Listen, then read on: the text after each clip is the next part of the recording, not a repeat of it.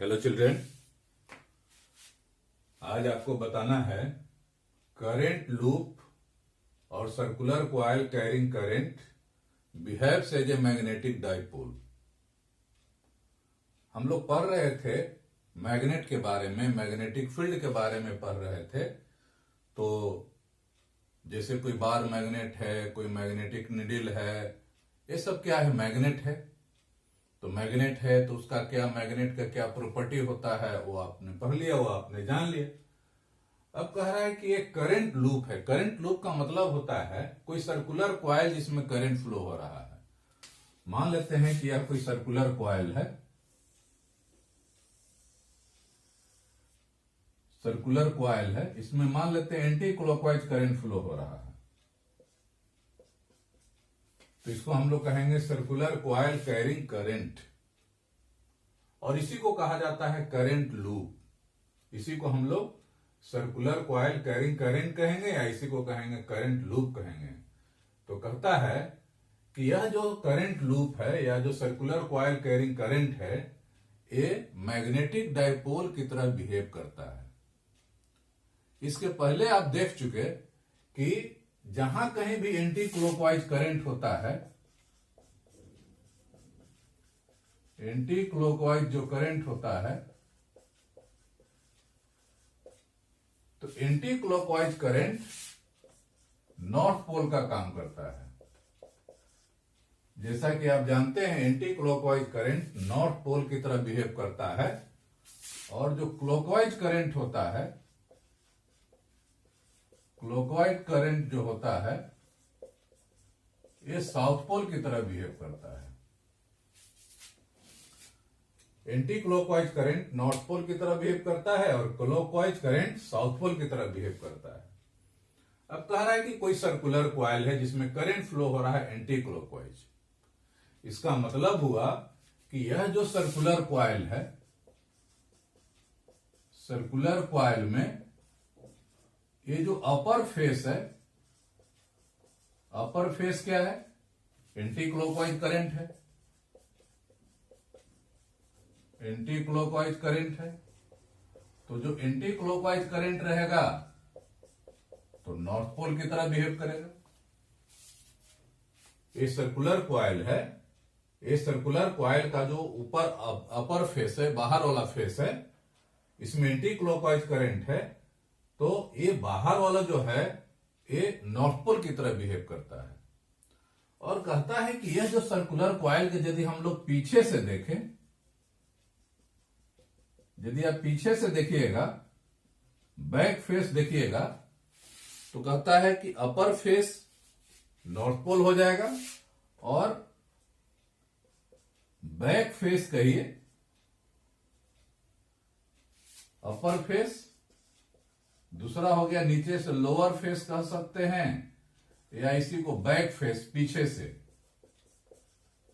Automatically आप देखिएगा, observe कीजिएगा कि यदि अपर फेस है, बाहर वाला फेस यदि एंटी क्लॉकवाइज है, तो उसको हम लोग दूसरी तरफ से देखें तो दूसरी तरफ क्या हो जाएगा? क्लॉकवाइज हो जाएगा। ये हो जाएगा क्लॉकवाइज हो जाएगा। तो एक क्लॉकवाइज करंट हो गया, तो एक क्लॉकवाइज करंट बैक में है, इसका मतलब ए वाला साउथ पोल की तरह बिहेव करेगा। मतलब यदि कोई सर्कुलर कॉइल है, उसमें करंट फ्लो हो रहा है, उसको हम लोग करंट लूप कहते हैं। और ये जो करंट लूप है, करंट लूप का अपर फेस नॉर्थ पोल की तरह बिहेव करेगा और लोअर फेस क्लॉकवाइज करंट मतलब साउथ पोल की तरह बिहेव करेगा। इसका मतलब कह सकते हैं कि यह जो करंट लूप है behaves as a magnetic dipole. Hence current loop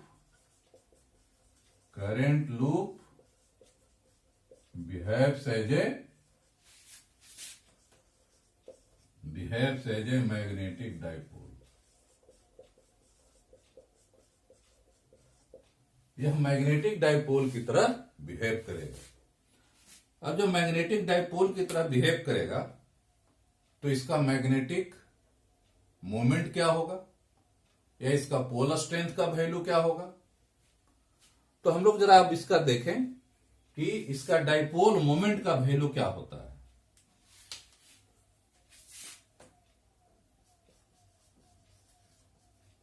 magnetic dipole moment, magnetic dipole moment of current loop.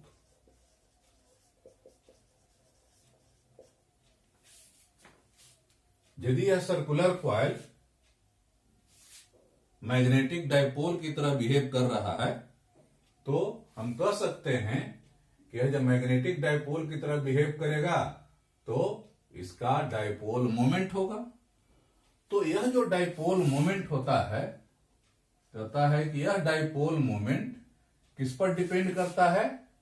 तो पहला बात तो यह है कि यह डाइपोल मोमेंट डिपेंड करता है इसके अमाउंट ऑफ करंट पर, स्ट्रेंथ ऑफ करंट पर डिपेंड करेगा। किस पर डिपेंड करेगा?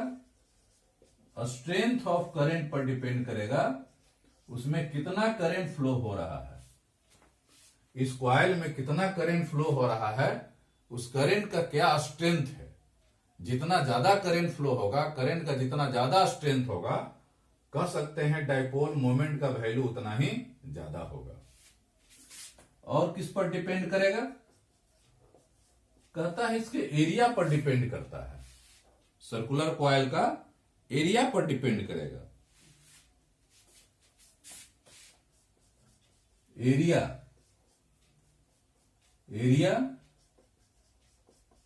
Enclose the path.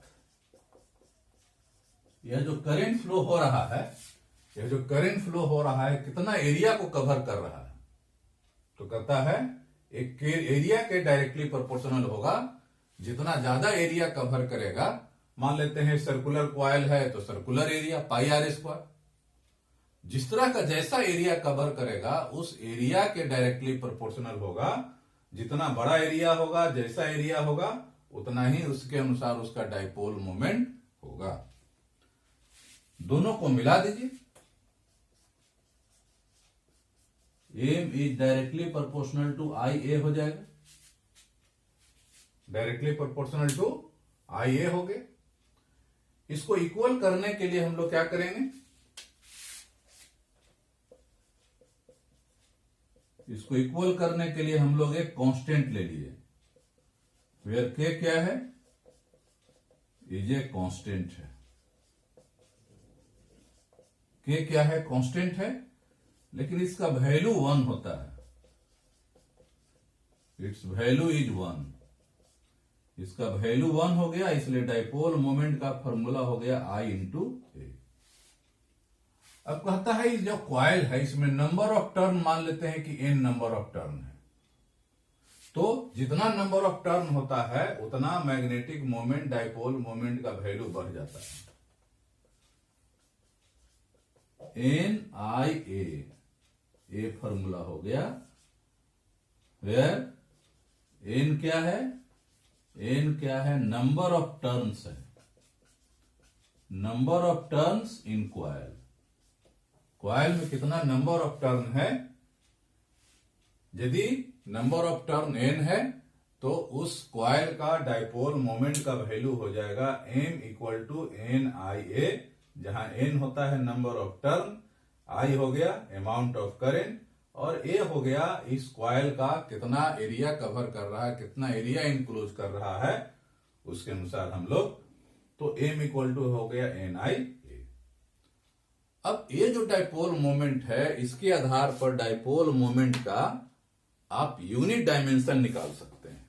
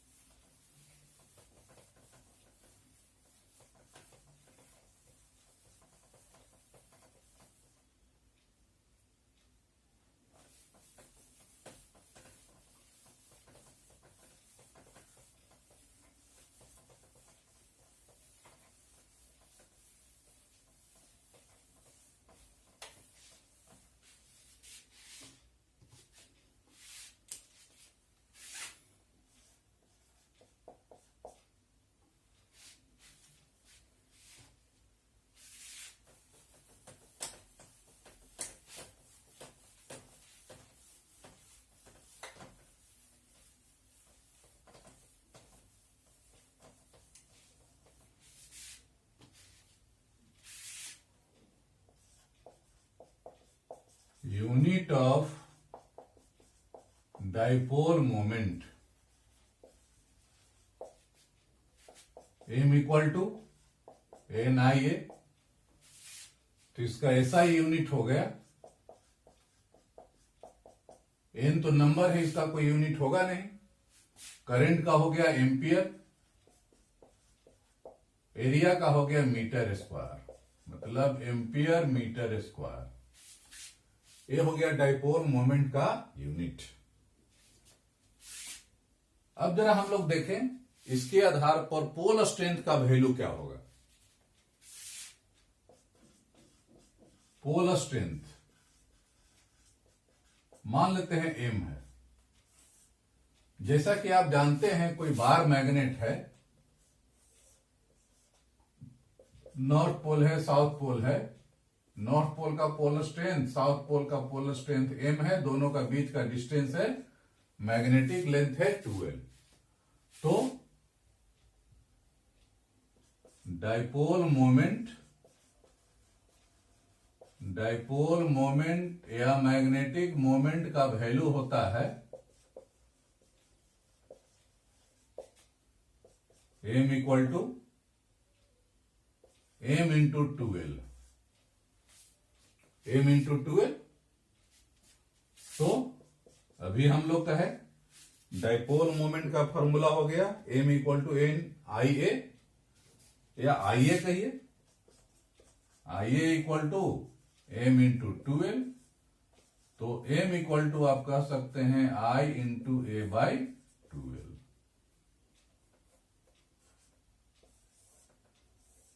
ये हो गया पोल स्ट्रेंथ का वैल्यू, जहां I हो गया इसमें का करंट, A हो गया एरिया और L हो गया लेंथ। ये कंपेयर कर रहे हैं यदि हम बार मैग्नेट से तब। तो इसका SI यूनिट क्या हो जाएगा, SI unit of pole strength हो जाएगा। ये क्या हो जाएगा, I का हो गया एम्पियर, एरिया का हो गया मीटर स्क्वायर और लेंथ का हो गया मीटर। कट गया, एम्पियर मीटर, इस तरह कहेंगे एम्पियर मीटर। तो डाइपोल मोमेंट का यूनिट होता है एम्पियर मीटर स्क्वायर और पोल स्ट्रेंथ का यूनिट हो गया एम्पियर मीटर। जहां तक डायमेंशन की बात है, तो यदि हम डायमेंशन निकालें तो डाइपोल मोमेंट का डायमेंशन हो जाएगा NIA। n तो नंबर है, करंट का हो गया एम्पियर, एरिया का हो गया मीटर स्क्वायर का, एरिया का हो गया L स्क्वायर, और पोल स्ट्रेंथ का I into A by 2l। Current का हो गया A, एरिया का हो गया L स्क्वायर, लेंथ का हो गया L, मतलब A इंटू L। तो डाइपोल मोमेंट का डायमेंशनल फॉर्मूला होता है A L स्क्वायर और पोल स्ट्रेंथ का डायमेंशनल फॉर्मूला हो गया A इंटू L। तो A हो गया, यदि कोई सर्कुलर कॉइल है उसमें करंट फ्लो होता है जिसको हम लोग करंट लूप कहते हैं, तो करंट लूप एक मैग्नेटिक डाइपोल की तरह बिहेव करता है। और जब मैग्नेटिक डाइपोल की तरह बिहेव करता है तो इसका डाइपोल मोमेंट का वैल्यू क्या होता है, ये आपने देखे I इंटू A या I डाइपोल मोमेंट NIA, जहां N है नंबर ऑफ टर्न, I है करंट, A है एरिया। तो ये हो गया डाइपोल मोमेंट का वैल्यू हो गया। इसके आधार पर इसका हमने यूनिट निकाल दिया, तो उसका हम डायमेंशन निकाल दिए। उसी तरह पोल स्ट्रेंथ का भी वैल्यू इससे निकाल सकते हैं, इसका यूनिट निकाल सकते हैं, इसका डायमेंशन निकाल सकते हैं। अब हमको नेक्स्ट देखना है इसी में कि यही जो सर्कुलर कॉइल है ये एटम की तरह है। तो एटम में, एटम के चारों तरफ आप जानते हैं कि एटम के सेंटर पर होता है न्यूक्लियस होता है, और न्यूक्लियस के चारों तरफ इलेक्ट्रॉन रिवॉल्व करता है। इलेक्ट्रॉन का मतलब क्या हो गया, चार्ज, मतलब चारों तरफ चार्ज रिवॉल्व करता है। चार्ज रिवॉल्व करता है, चार्ज मोशन में है, मतलब करंट है। तो एटम में क्या हो रहा है, करंट फ्लो कर रहा है, तो कहता है एटम भी मैग्नेटिक डाइपोल की तरह बिहेव करता है। कैसे, और उसका डाइपोल मोमेंट का वैल्यू क्या होता है, ये हम लोग अभी देखेंगे।